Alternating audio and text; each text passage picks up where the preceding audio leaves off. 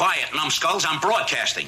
So what are you doing after the show? I told you I'm busy. How about before the show? Before the show, I had a malted milk. You mind if I join you?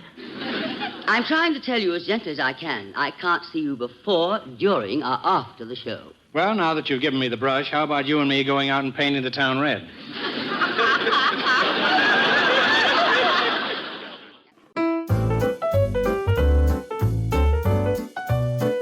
Hello again, everyone. I'm Jonathan Cross, and welcome to another edition of Classic Radio Rewind, where we dust off some of the best classics that the golden age of radio has to offer and bring those timeless broadcasts back to life. If you enjoy revisiting these classic dramas, comedies, mysteries, and westerns, take a moment to tap that like button and subscribe on your favorite podcast app. It's the easiest way to make sure you never miss a moment, and it also allows us to continue to bring the golden age of radio to you each and every week. Later in the show, we'll step aboard the luxury liner Maurevania for a rare and atmospheric mystery from cabin B-13. It's one of the most elusive series in all of radio history, and we'll talk more about that when we get there. But first, we head out west to the Wyoming Territory for a powerful story from Fort Laramie. In tonight's episode, Captain Lee Quince encounters a former Union soldier who once fought for the Confederacy as a galvanized Yankee, a man who switched sides under desperate circumstances and now finds himself caught between his past and the harsh realities of frontier life. From October 7th, 1956, this is Fort Laramie with the episode titled The Galvanized Yankee. It's Classic Radio Rewind, episode 82, so sit back and rewind with us. Brought to you by the WOTR Radio Network.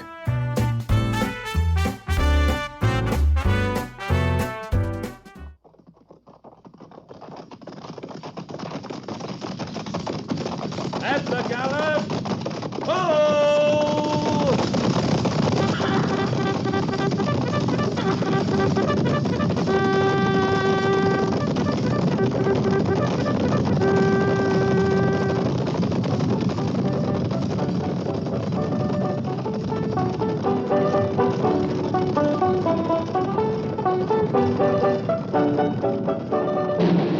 Fort Laramie.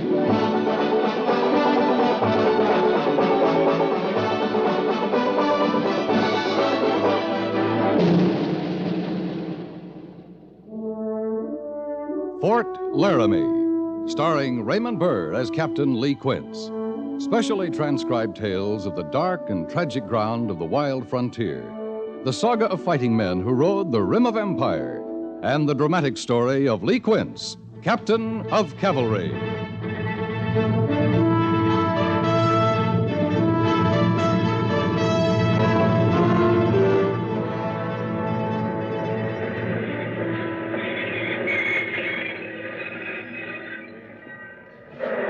Looks like the freight's at the far end of the train, Gorse. I expect it is, Captain, because I took care to see the wagons was up front here to make the loading easier. Well, see, they're moved to the back. Yes, sir. You got the list, Captain? Yeah. 2 men unloading ought to be enough. Nothing real heavy. Here you are. Rifles, carbines, revolvers, sabers. Well, it says infantry equipment's here. Well? You don't suppose they tucked in a few howitzers? We only brought the 2 wagons. Anything we can't haul back, we'll leave. Let ordnance do its own work. Rest of it looks like ours. Bridles, halters, and straps, saddles, nose bags. I'll see to the unloading, Captain. Right, Gorse. You there, Captain. Yes?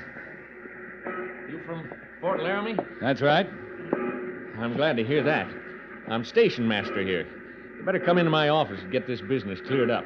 Well, the sergeant's got the billing on the Army equipment we're unloading. Now, that's not what I'm talking about. Now you're here, I just want you to get 'em out of my station. I'm running a guardhouse, you know. I'd give a little to know what you are talking about, mister. Them 2 soldiers chained together in there, and a guard with them. They say they're bound for Fort Laramie.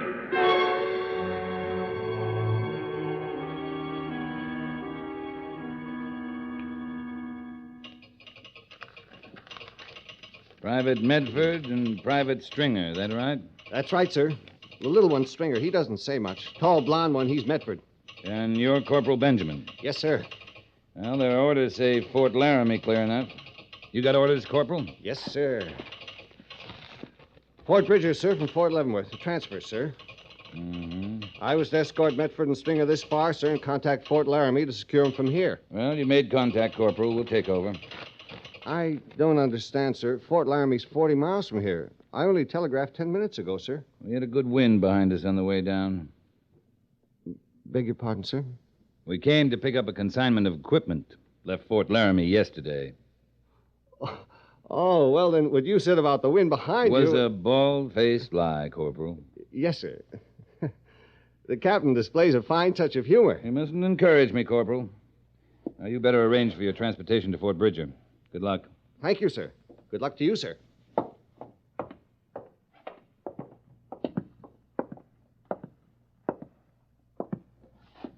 All right, on your feet.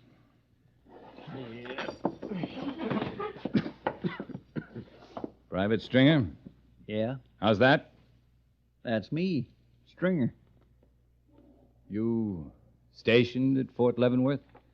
I was took there. They give me this uniform, this tall one next to me, a length of chain, then they put me on the railroad. You're a recruit, then? If that means that I join up of my own free will, no. You've been in the Army before? Mostly I've been in jail. Don't it say on them papers about me? If it did, I wouldn't be asking. I've been in the Army 6 days. I heard talk you could make the arrangement on account of enlistments being slow. I could get out of jail if I signed I'd join the Army. Stand up straight. Now, you get this, Stringer. There's not the time to tell you how much learning you got ahead of you. But you learn, starting now, understand? Yeah? Yes, sir. Yes, sir. All right. I guess we can take those chains off now. Is there any reason you ain't asking questions of me, sir? I don't have to, Medford. It says about you in your papers. Well, maybe it don't say it all in them papers, Captain. Says enough. There. You ride back to Fort Laramie in the wagons with the equipment. We don't have horses for you. We ride free of these chains, Captain? Free of the chains. Man alone might jump off of one of them wagons. Might. But that ain't your worry, sir? That's your worry, Medford. Jumping the wagon is desertion. If you walk away, you'll be caught. If you run, you'll be shot.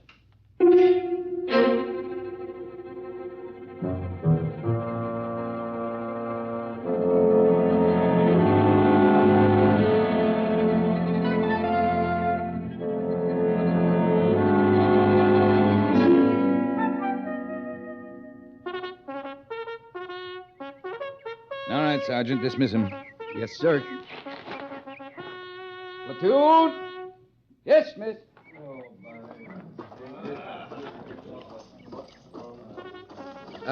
Captain, Yes, Sergeant? I'll see the wagons is unloaded. Well, pick what men you need, then take the wagons to the wheelwright. Tell him if he can't fix them proper, to burn them. Right, Captain. About the new men. What about them? Are they assigned to B Company, sir? They're not assigned anywhere yet, Gorse. We could sure use them, Captain, starting right now with the unloading of the equipment. They'll have to be assigned first. Well, that'll take most of the rest of the day, Captain. There ain't more than an hour's work. Get someone else to do it, Gorse. Yes, sir. There's a reason, Captain, you don't want Stringer and Medford to help? Yeah? Reasons like you'll be unloading rifles and carbines and 50,000 rounds of ammunition. I guess when you want to tell me the rest of that story, you will. And there'll be a right time, Gorse. Yes, sir.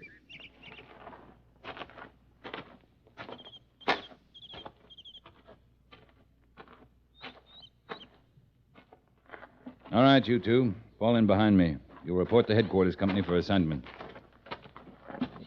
All right if I ask a question, mister?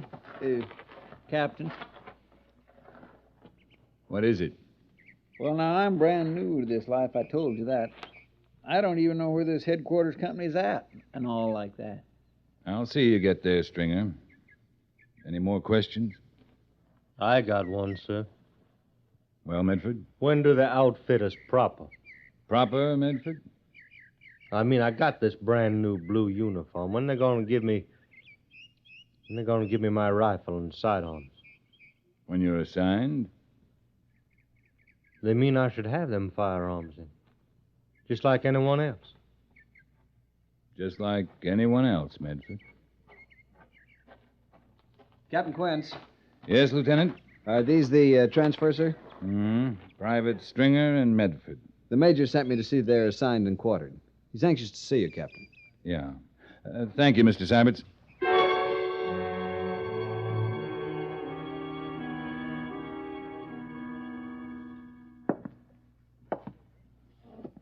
Corporal Benjamin's telegram wasn't quite clear, Captain. Something about respectfully urging that we pick up 2 prisoners from Fort Leavenworth. You get my telegram all right? Yeah, saying you were bringing 2 transfers from Fort Leavenworth.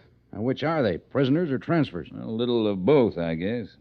If Fort Laramie's to become a military prison, I'd like to hear it from someone other than a corporal. Now, these men aren't prisoners anymore, Major.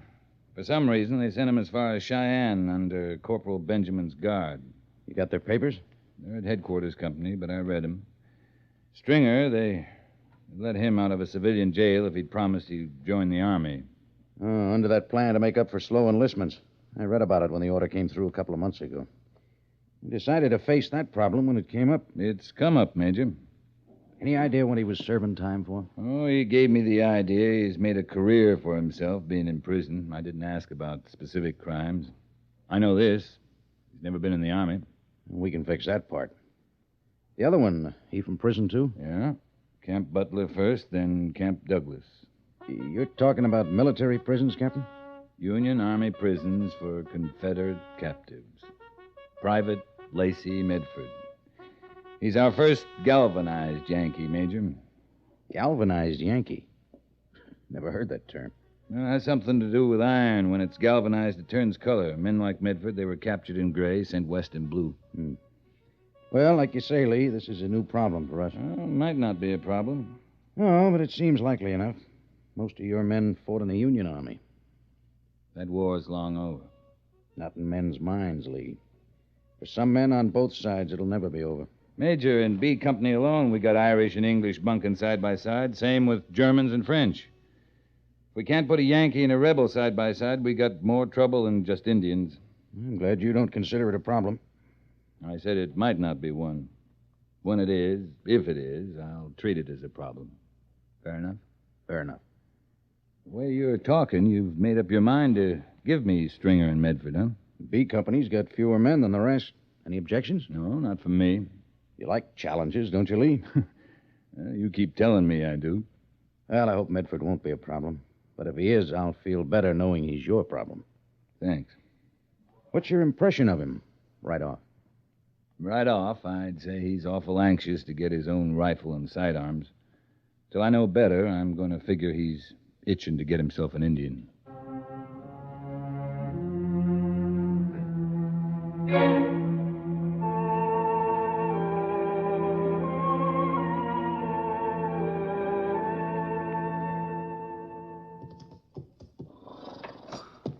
I tell you, Stringer, these private riding lessons ain't going on forever. Well, I got an idea I could ride just fine if I ever once got on the horse. Well, you're no young'un. How you been getting around without learning the first thing about mounting? I ain't been getting around, Sergeant. There's been no call for it. Will you just sit where you come from? Sit or laid down. You don't know nothing about me? I mean, before? Don't know and don't care. But you're sure looking more like infantry to me every minute. You mean that Captain ain't told you about me? Captain Quint's got important things to think about. Yeah, he sure has. That Medford. I was captain, I'd think about him a lot. Never mind about Medford. He can mount and ride and dismount with the best of them. He oughta. He was in the dirty yellow rebel cavalry. Stand a horse. You don't care about that? You want a stinking rebel in your army? Now, you listen good to me, Stringer. I got a guardhouse with a fine view of the Laramie River down there. Any more talk out of you will send you right there. Well, I feel a sight safer in the guardhouse. I ain't been a month out of jail since I was 10. Well, you just talked yourself right back in again, Stringer. All right. Fine. Can I talk free about Medford now? You got anything to say, you say it to me and nobody else, you understand? Well, you ain't thinking this is no secret. About him being a lousy rebel. Why, he tells everybody in earshot. You know, he's proud of it, right proud. That's his business. You fought in that war, Sergeant. How can you stand the thought of him being one of you now? Maybe because I fought in that war, Stringer. What jail was you sitting it out in then? You think more of him than me? You're in for a lot of things you won't understand, Stringer. You can think 'em over in the guardhouse. I ain't gonna think nothing over. But here's something you can think over, Sergeant. That yellow rebel's got himself a lot of guns, all kinds, rifles to pistols and back again. Think it over. See if you rest easy on it.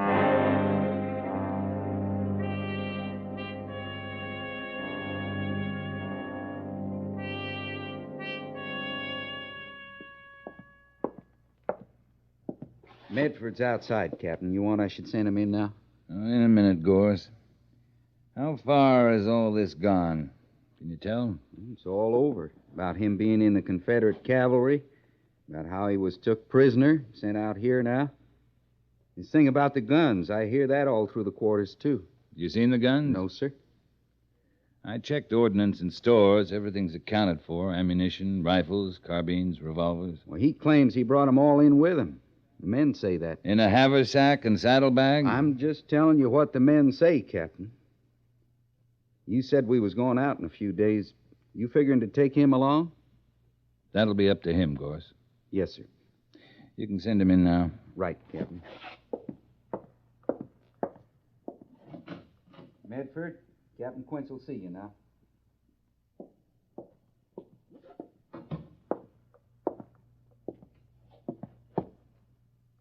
Sit down, Medford.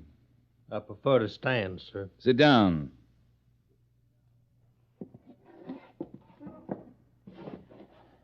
You got any complaints on your treatment here? I want to hear about them now.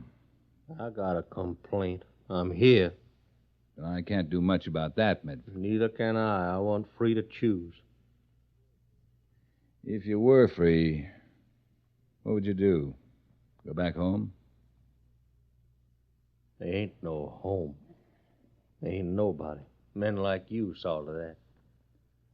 Suppose you could get out, maybe stake a claim, maybe get a little farm, No, store. It's all took out of me. I don't want none of that. I don't want anything save to be let be. Oh, it's not all out of you. The hate's still there. You bet it is. I get all the strength I got from hating. Sure, you're feeding it all the time. Well, there's a lot to hate. This here blue uniform, you can start there. That Spencer rifle you issued me. You gonna let me talk free? You're talking right free. Go ahead. Well, that Spencer. I never seen one. I just heard a man about him. We used to figure you Yankees spent one day a week just loading them and the rest of the week firing them at us. We didn't have their like. No, you didn't. So now you got one. It'll fire 8 shots. Only there aren't any Yankees left to kill. They ain't nothing but Yankees. You better get over that feeling, Medford. I'm gonna die with it. You don't want to die. You know that, do you? You had a lot of chances to die. You could have died in prison if you'd made up your mind to it. You could have died any day out here, starting from the first day you rode in on the wagon. How you figure that? You could have jumped the wagon. I'd have killed you. I told you that. And since you're here, you're on the rifle range real regular. The way you've been talking, you could goad a man into killing you. The men, they've been reporting to you right along? You've been talking your hate right free. They tell you about my guns, did they? Got a lot of guns, have you, Medford? Well, you ain't searched real good, Captain. I haven't searched at all. I'm not going to. If I got guns, you'd have cause to be fearful. Maybe. Got any more complaints? What kind of a man are you? I told you I hate your uniform, everything about you, what you stand for. I'm this kind of man, Medford. I got a cavalry company that's short of men. We're moving out in a couple of days. Now, maybe we don't like the same things, or hate the same things. But we're stuck with each other, Medford. You taking me on an engagement? Taking me to fight Indians under your flag? You scared of Indians, Medford? It's not that. I'm taking you. You got something you're living for. I want to find out what it is.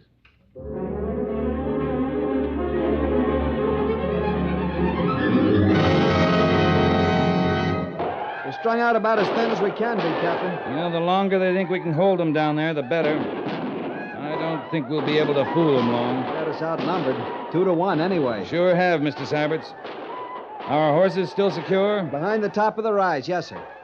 If those Indians are smart, they'll circle us. There's enough of them to do it. Have you thought about retreat, Captain? I thought of nothing else since we got boxed in. We'll retreat when we can, Mr. Syberts. If we can. Captain, sir. Medford? Captain, can you see their horses from here? There must be a couple hundred of them. The ones they stole, caught in the ravine down there? Yes, sir. What about them? We stampeded those horses. Them engines would clear out of here in no time. We'd have to ride a charge down there to stampede them. That's suicide, Medford. They'd pick us off one by one as we rode Well, down. ain't that our only chance, Captain? Getting killed's not the chance we're looking for. Yeah, but, Captain, it's noise, Get back sir. to your position, Medford. Now. Yes, sir.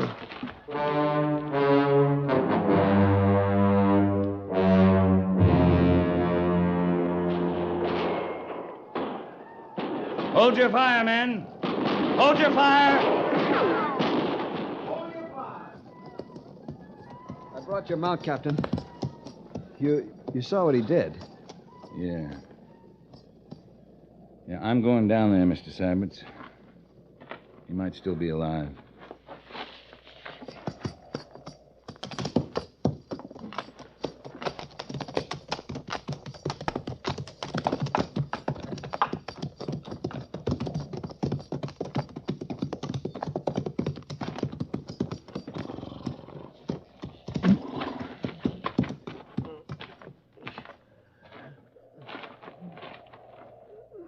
That was a fool thing you did, Medford. I told you. Stampede run them off. I told you it was suicide. We was both right, Captain. You gonna court-martial me? For breaking orders? Or saving our lives? My rifle. Is it close by?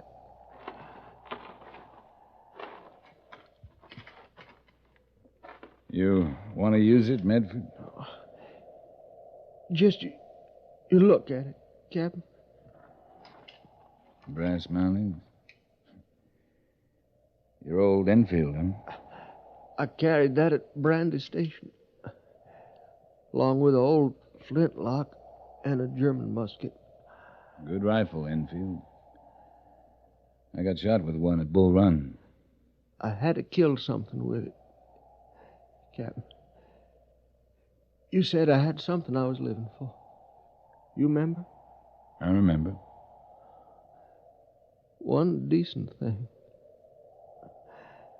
I was captured after Brandy Station, Captain. They caught me running away.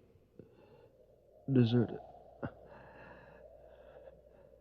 I had to do one decent thing. Yeah. Well, you're dying decent, Medford. That's something.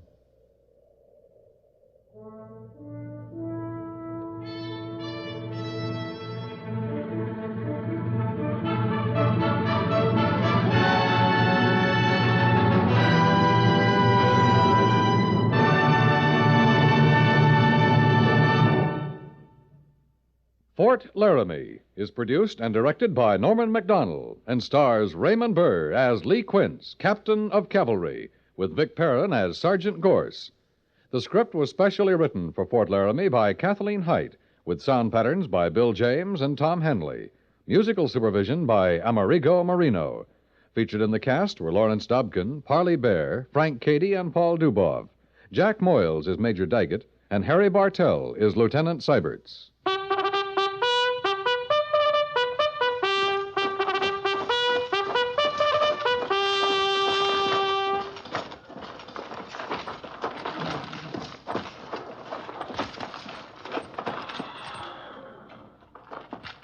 Company, tension!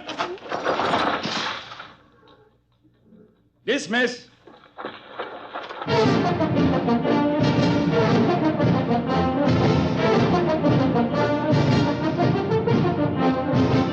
Next week, another transcribed story of the Northwest frontier and the troopers who fought under Lee Quince, Captain of Cavalry.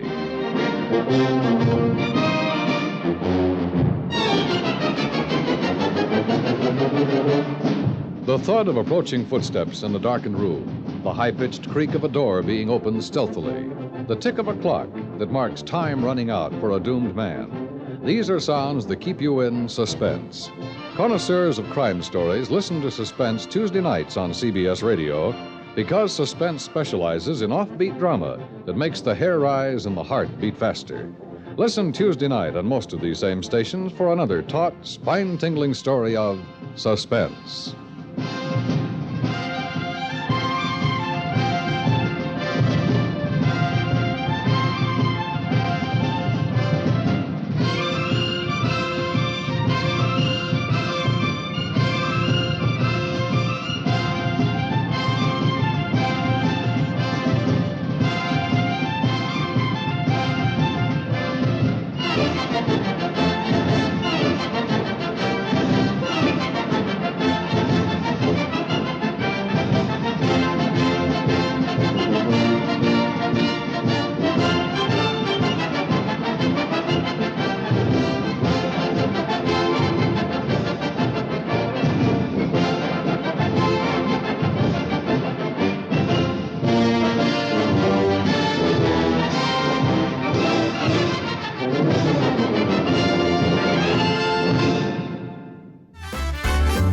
That was Fort Laramie with The Galvanized Yankee, originally broadcast October 7th, 1956. Next up, we're stepping into one of the rarest corners of old-time radio. We're boarding the ocean liner Maurevania for a chilling mystery from cabin B-13, a series created by master storyteller John Dickson Carr. Only 3 episodes of this entire series are known to survive, which makes every surviving broadcast a real treasure. A young bride disappears during an ocean voyage, and her frantic husband insists she was with him. Yet the ship's crew claims they never saw her at all. You may recognize this story from the original suspense episode, Cabin B-13, which features a more identical plot. From December 12, 1948, this is Cabin B-13, with the episode titled The Bride Vanishes.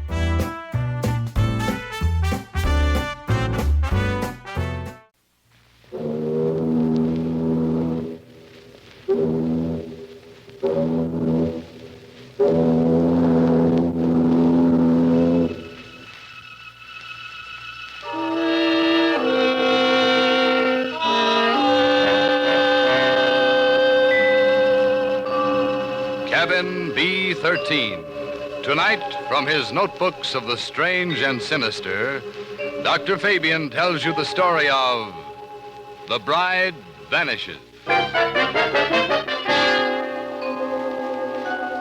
Terror doesn't strike only in dark places. There, on the sunlit, fabulously beautiful Isle of Capri, one woman had already vanished without a trace. And they warned Lucy Courtney, the lovely young American bride, that she looked too much like the other woman, that the terror would again strike from nowhere on that balcony of death. Would you have dared to step out upon that balcony alone, as Lucy did? CBS brings you another strange and incredible tale of mystery and murder by the world-famous, best-selling mystery writer, John Dickson Carr, directed by John Dietz. Now, here's Mr. Carr's famous Dr. Fabian to tell you his tale, The Bride Vanishes.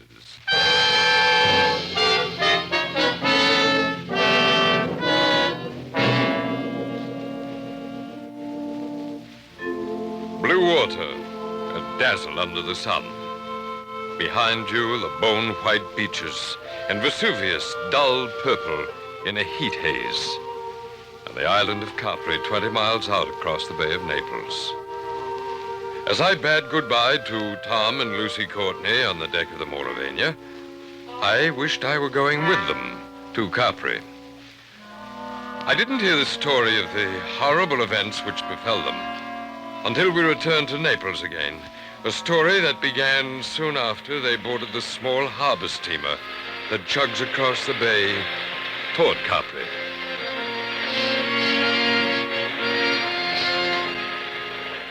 It's the most perfect place for a honeymoon, Tom. Oh, it's heaven.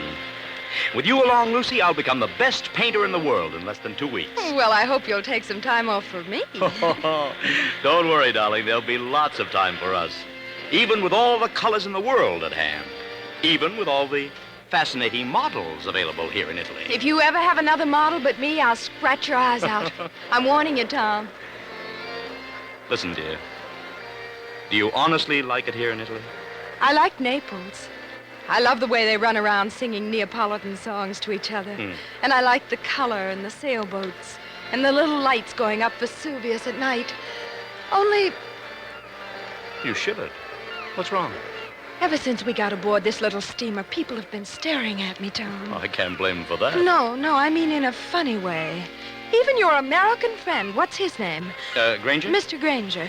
When you introduced him to me at Naples, I thought his eyes were going to pop out. He's standing over by the rail now. He lives at Capri. Why does he persist in wearing that white 10-gallon hat here in Italy? Before Granger made money in oil wells, he was a real old-fashioned cowpuncher. And he's proud of it.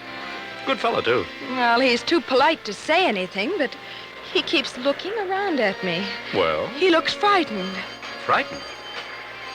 This isn't the time to start imagining things, Lucy. Oh, I know. Maybe I'm just so happy, I'm afraid it can't last. Oh, don't say that. Oh, but wouldn't it be awful if something did happen, Tom, and we weren't together any longer? Hey, wait a minute. Hasn't our ship stopped? Oh, yes, I hadn't noticed. Seems a funny place to stop. No sign of a harbor, only rocks and little gray cliffs. Oh, Mr. Granger. Mr. Granger. Yes, young fella? Do you happen to know why we're stopping here? Well, that's an easy one, son. We're stopping so that you and your good lady and anybody else who's curious can get a look at the Blue Grotto. The Blue Grotto? Where is it, Mr. Granger? Shade your eyes with your hand, ma'am. You see that tiny little arch under the cliff? Yes? And all the little white rowboats coming out toward us? Yes. Now, when the first boat comes alongside, you climb down that iron ladder and get in. The boatman will row you out and through the arch into the grotto. It's a great, big, dark cavern. The water in there looks as though it's lit up underneath with blue fire. Would you like to go out and see it, Lucy? I'd love to. Well, let me give you a little tip, Mrs. Courtney. The current's pretty fast out there. You'll go shooting under that arch like 60. Oh, are we likely to upset? No.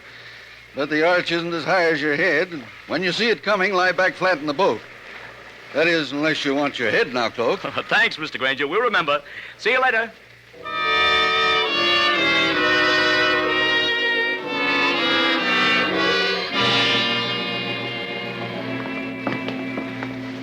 Easy on the ladder, Lucy. Don't look round yet. I'm all right, darling. I'm just as good a swimmer as you are. I'm in the boat now. Take one more step. All right. Steady. Now, turn around facing the boatman and sit down here beside me. Oh. All right, boatman.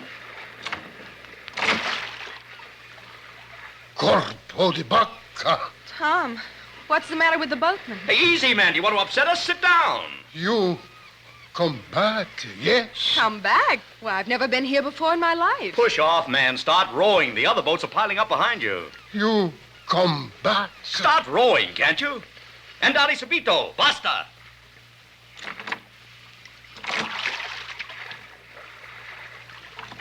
Oh, Tom, he can't take his eyes off us. I wish he'd watch out where he's rowing. You come to live at the Villa Borghese, yes? Tom, how does he know that? This lady, she's not dead? Dead? Of course she's not dead. What are you talking about? She never come to Capri before? Never. Then I tell you, she will disappear just like the other one. Disappear? See. I rest on my oars, I tell you. Tom, aren't we moving rather fast? Yes, that's the entrance to the grotto ahead. I tell you, there was a lady, so much like you. Corpo di bacco, it scared me. Look, old man, I don't want to teach you your business, but you've got your back to that grotto. Take this lady back where she come from. Don't take her to village Borghese. Down, Lucy. The current's taking us into the grotto. Flatten your back. Down.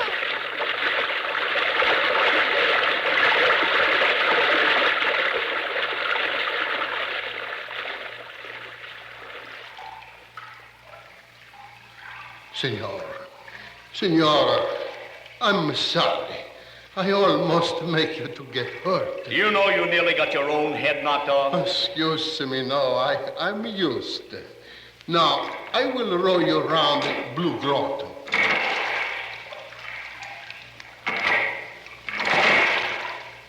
I don't think I like it much, Tom. Neither do I.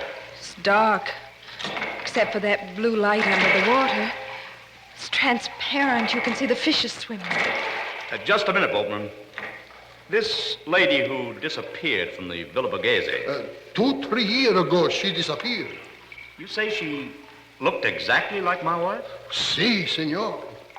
She was going to be married. She was trying on, what do you call, a wedding dress. Her mother and sisters, they was in the room with her. She walked out on a balcony over the sea. You know what I mean by balcony over the sea. And nobody ever heard of her again. You mean she jumped over into the sea? Oh, young girl are going to be married to kill herself? No. Then what did happen? Senor, I do not know. But sometimes they say you can meet her ghost. In here, she floats just under the water where you can see her. And it turned over and over. And the wedding veil is still around her face. Tom, let's get out of here. You want to go, yes? Lucy, if this fellow is stringing us along, He is not stringing us along. then somebody ought to know what this means. If we've inherited a haunted balcony where people disappear like soap bubbles, I say it's too much. Let's get back to our steamer and talk to Granger.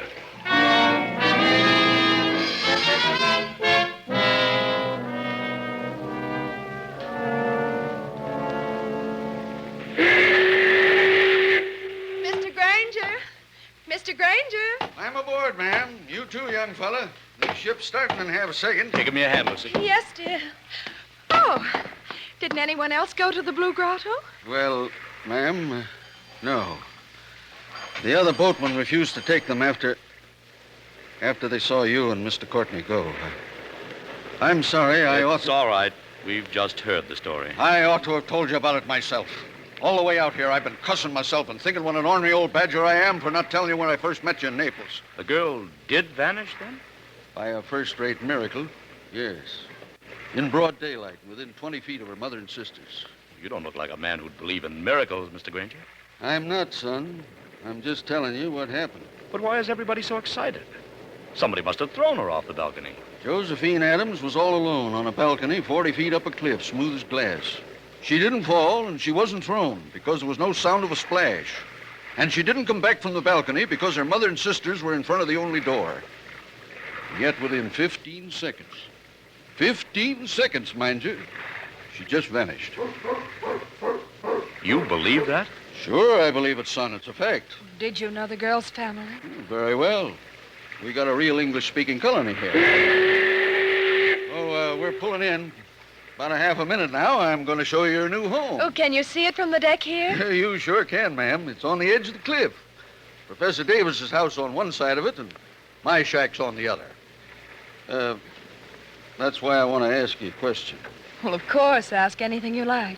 I'm an old stager, ma'am. Not exactly up to high-tone society around here, but you trust me? Yes, I think so. Then promise me something.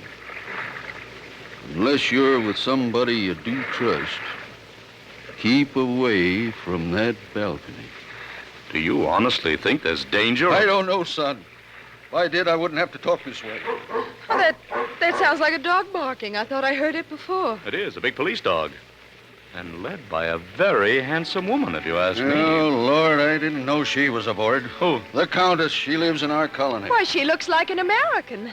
You take your eyes off her, Tom Courtney. She is an American. Married a Count Purchese or something like that. Just call her Nellie. My dear Harry Granger. Hello, Nellie. It's true.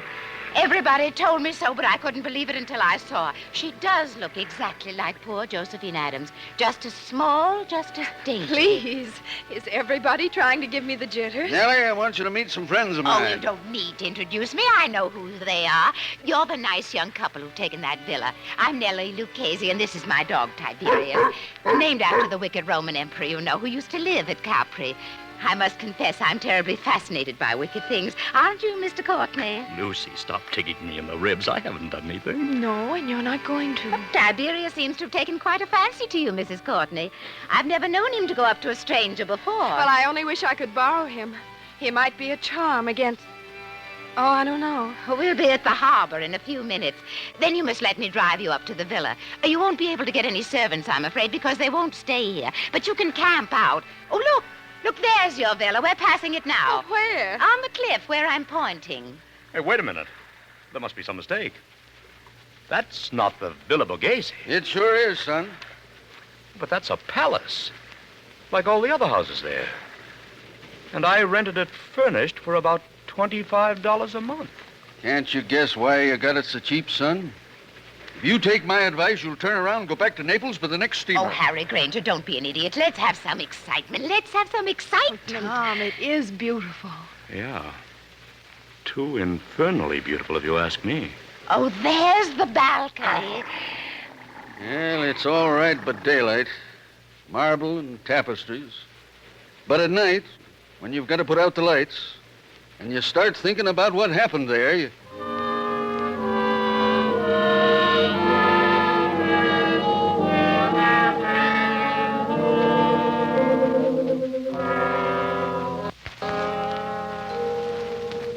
The moon over Capri makes a deathly daylight. You could actually see to read on that balcony if anyone should go out there. Frosted glass doors open out on it from a big room on the ground floor. And two deliberately calm persons and a dog sit looking at one another. Lucy, stop it. Stop what? Stop looking over at that balcony. I'm sorry, darling. Why are we sitting here anyway? There's an inner room that's much more comfortable. It's like having a toothache, Tom. A very little toothache. I may be dense, Angel, but I don't follow you. Well, you put your tongue against the tooth to see if it'll hurt. You know it will hurt, but you go on doing it just the same. That's us. Yeah, maybe you're right. Oh, Tom, did you ever think we'd have a lovely house like this? Well, the house is all right, yes. And then they have to go and spoil everything. Our honeymoon with this blasted Tommy rod about... Please, Tom, you're just as jittery now as I was this afternoon. Why, even Tiberius is jittery. Yeah, I guess I am. Easy, boy, easy. Well, there's whiskey on the table. They call it Vicky here. Mix yourself a drink. In a minute, not just now. Lucy, there's nothing wrong with that balcony. Suppose you walked out on it this minute. I've had a horrible longing to try it. Just because I know I shouldn't. Well, nothing could attack you. All you'd have to do would be yell. That would bring Granger out on his balcony like a shot. And the neighbor on the other side of us would... who is on the other side, by the way? A brain specialist. A what? A specialist in brain disorders. Professor Davis. He's English. Listen. It's somebody in the inner room. Easy, Tiberius, easy. Tom, I'm afraid. It's all right. You hold Tiberius's collar while I open the door. Here, boy. We don't want him to fly at anybody. We're going into the other room and stay there. You ready? Yes. Good evening, Mr. Courtney. Good evening, Mrs. Courtney. I am no ghost, though you appear to regard me as one. I am merely your neighbor, Professor Rutherford Davis. Oh, yes, of course. Mr. Granger mentioned you. I trust you will pardon this intrusion. No one answered my knock, so I ventured to come in. Oh, it's no intrusion, Professor Davis. We're a little disorganized here, that's all. Oh, naturally. Mr. Courtney, I wish I could say welcome to Capri. But I have a very different message. Well? If you value Mrs. Courtney's life, you'll go back to Naples immediately. Not you, too. I do not say that as a ghost hunter, sir. I say it as a specialist. May I sit down? Oh, of course. Please do. Thank you. Well, we seem to be forgetting our manners, Professor Davis. Will you have a drink? Thank you. Perhaps a small whiskey. I'll get it, darling. You sit down and talk to Professor Davis. You're not going back into that room alone. I'm only going to get the drinks, Tom. And I promise to be good. Tiberius can come with me, can't you, Tiberius? Oh, I see. You've borrowed Tiberius from the Countess Lucchese. Yes, she was kind enough to offer him. If you gentlemen will excuse me, I'll be back in just a minute. Come on, Tiberius.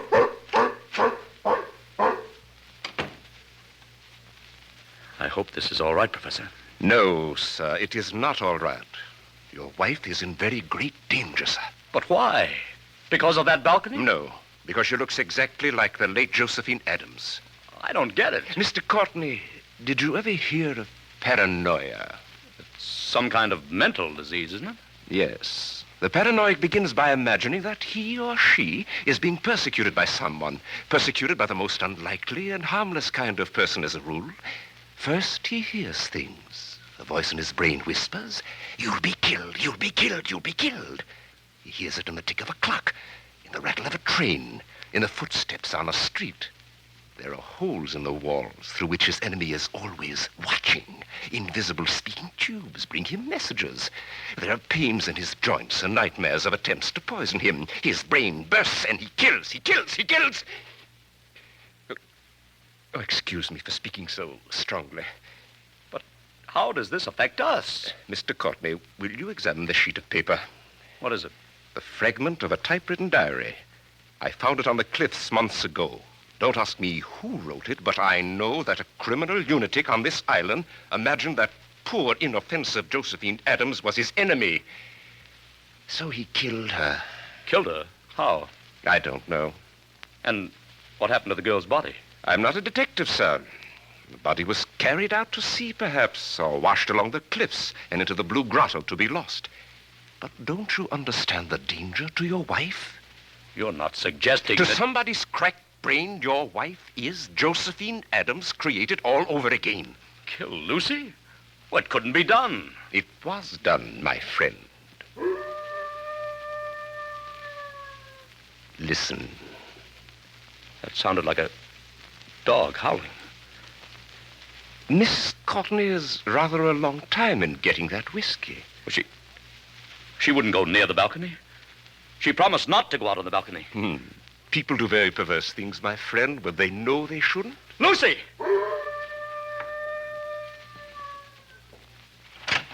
Lucy! That seems to be Tiberius out on the balcony. I can't see anything else from here. She's gone! She's gone! She's gone!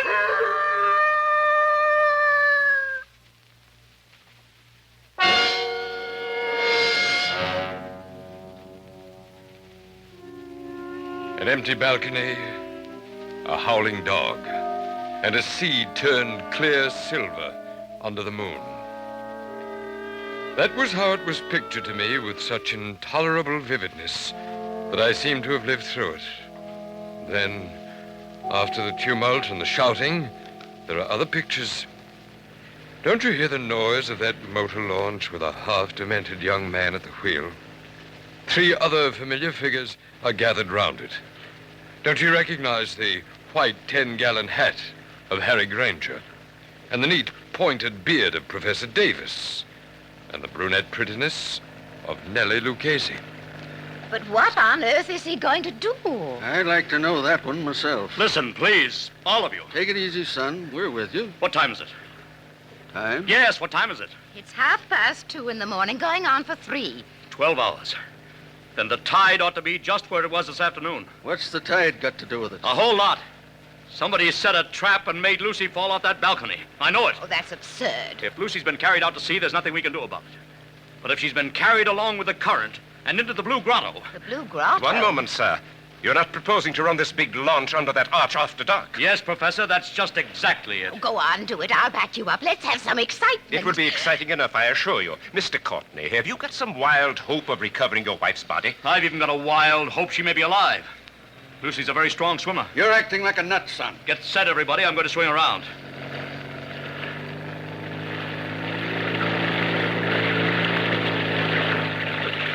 We're in the current now. Better hold tight. I've got to duck my own head when we go through. Everybody else flop down. I still protest against this. Don't you understand, Mr. Courtney? Get ready. Here we go.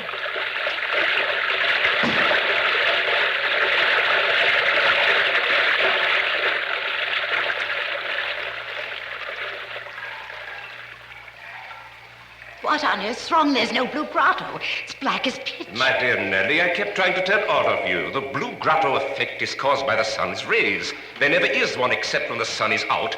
Just how does our friend propose to find anything in here? Listen. Oh, something's got hold of the boat. I felt it move. There's a hand there. A wet hand. Lucy. She's not alive. Mr. Granger, help me lift her up over the side. Right, easy. Don't tip the boat. Lucy. Lucy, darling. Are you all right? Tom. Are you all right, Lucy? Can you hear me? All right. Just exhausted. I got in here, couldn't swim out against the current. Oh, don't try to talk. Got to talk. Going to faint. Tom, who's with you? Only our friends. Who's with you? Is the murderer with you? A pleasant prospect to be shut up in the dark at 3 o'clock in the morning with a criminal lunatic. Who spoke then? Lucy, don't hold me so tight. Let go, dear. I'll get the boat started and have you out of here in just a second. Who spoke then? Only Professor Davis. Tom, I've got to tell you. You know that girl, Josephine Adams, died. Almost killed me. Has anybody here got some brandy? Or a flashlight? I have a flashlight, my friend. Will you allow me as a medical man to examine Mrs. Courtney? I'd better keep back for just a second, Professor. She's hysterical. Give me the flashlight. I walked into other room. No one with me. All alone except Tiberius. Yes, Lucy. Somebody called my name from the balcony. I thought, very soft. Mrs. Courtney. He said, Mrs. Courtney. Did you recognize the voice? Yes. That's why I went. Hadn't you better start up this boat and get out of here? Who spoke then? Don't pay any attention to them, Lucy. Nobody can hurt you now. I went out on the balcony. Bright moonlight. Bright as day. There was nobody there. Nobody on the balcony? No. I looked out over the sea, and something came at me, Tom. Something flew out of the air and came at me. Just one moment before Mrs. Courtney goes on. Is anybody in this boat carrying a revolver? Not that I know of. Excuse my mentioning it, but I felt something metal brush past my hand. It was only the flashlight, probably. Will you please let Lucy go on and finish? Lucy, you were on the balcony, and something came at you. Yes. Like a snake, sideways, out of the air. It went over my head, fastened around my neck. It was a rope with a noose in it. A rope? That's it, a rope. It was thrown from another balcony. I'm small and light like Josephine Adams, and it pulled me sideways over the rail, and I fell. Take it easy now, darling. You're perfectly safe. Is she perfectly safe? The murderer, he let her fall on the rope, but the rope was jerked tight long before she struck the water. That broke her neck, and the murderer lowered her softly. So there wasn't any splash? No. And the current took her away, rope and all? That's it. It would have happened to me, only the rope slipped through the murderer's fingers. Through whose fingers?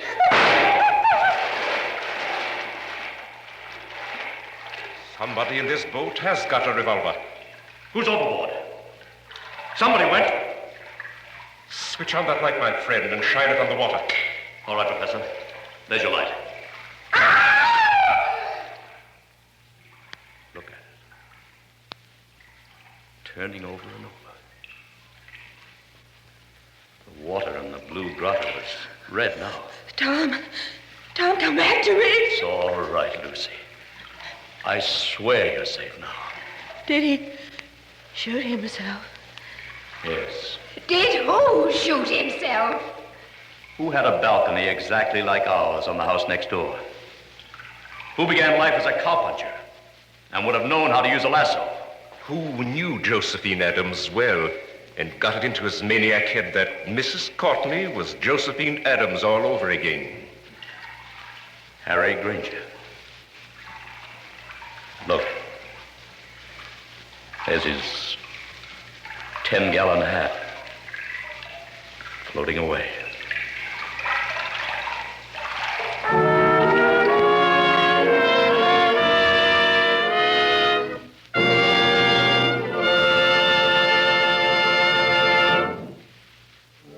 And so ends my story, which, while your own honeymoon may have ended, you may do well to remember next time you plan a vacation in sunny, carefree, whatever its name is.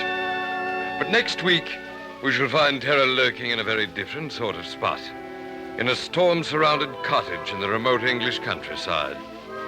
It's the story of a girl who married a man she knew too little about, a tale of poison, and of a rat that played the accordion in a cupboard. And so, next week when I tell you this strange tale for which I use the phrase, "Till death do us part," won't you join me, Dr. Fabian, in my cabin B-13? From Cabin B-13, CBS has brought you another strange and sinister tale of mystery and murder, written by the world-famous best-selling author John Dickson Carr and directed by John Dietz. Arnold Moss is featured as Dr. Fabian, and in tonight's drama, Joseph Curtin appeared as Tom Courtney, Mary Patton played Lucy, and Rod Hendrickson was heard as Mr. Granger. The music for Cabin B-13 is composed and conducted by Alfredo Antonini. Join us again next week, same time, same station, for Dr. Fabian's tale, Till Death Do Us Part. More great drama comes to you on CBS tomorrow night and every Monday when Lux Radio Theater presents Hollywood's great stars and great plays. Tomorrow night, Monday, December 13th, Ingrid Bergman and Robert Montgomery will co-star in The Seventh Veil, a powerful drama of a girl pianist and the strange man who fostered her career and then fell in love with her. Be sure you're with CBS tomorrow, Monday night, when Ingrid Bergman and Robert Montgomery create these stirring roles for you in The Seventh Veil on Lux Radio Theater over most of these same CBS network stations. This is CBS, the Columbia Broadcasting System. Welcome back. That was Cabin B-13 with The Bride Vanishes, as originally heard on December 12th, 1948. If you enjoyed today's trip through radio history, be sure to hit the like button and subscribe on your favorite podcast app so you're always alerted when new episodes of Classic Radio Rewind go live. And don't forget, the WOTR Radio Network is home to 4 live streaming stations, each dedicated to a different corner of classic radio entertainment. Plus, we've launched a brand new podcast dedicated entirely to The Whistler. Every known episode, starting from the very beginning, released daily and in chronological order. You can find it right now on your favorite podcast platform. Well, folks, that wraps up this week's edition. I want to thank you for joining us, and I look forward to you joining us next week. Until then, this is Jonathan Cross, and we'll listen for you next time on Classic Radio Rewind. So long, everybody. Classic Radio Rewind is a production of the WOTR Radio Network. For more Classic Radio Rewind and to listen to any of the WOTR Radio Network stations, go to www.wotrradionetwork.com.